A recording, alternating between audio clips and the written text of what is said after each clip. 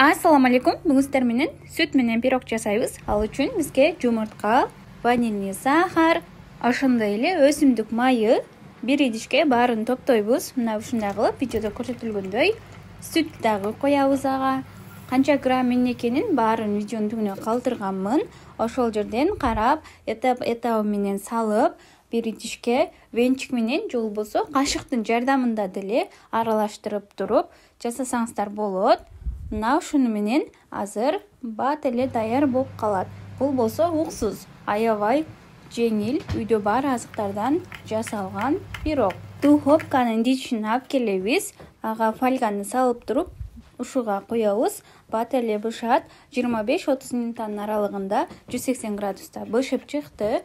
Аябай жумшак. Буга эми бир аз пропитка кылсак жакшыраак, кылбай койсоңуздар деле жарай берет. Бул вареньянын ширеси. Вареньянын ширесин мына ушундай кылып туруп, каалооңузга жараша бетине стружка сеп койсоңуз дагы болот. Же болбосо өзүңүздүн каалооңузга жараша каалагандай кылып балдарыңыздарга, конокторго берсеңиздер жарай берет. Мен сиздер менен таланттын колкусу болдум. Сиздер да жасап көрүңүздөр.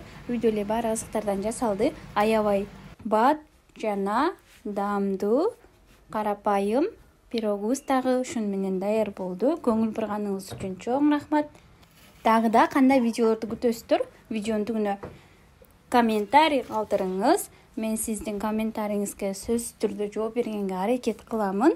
Эгерде жасаганда суроолор жаралса, анда ушул видеонун түбүнө жазсаңыздар, мен сиздерге жооп бергенге болушунча аракет кыламын.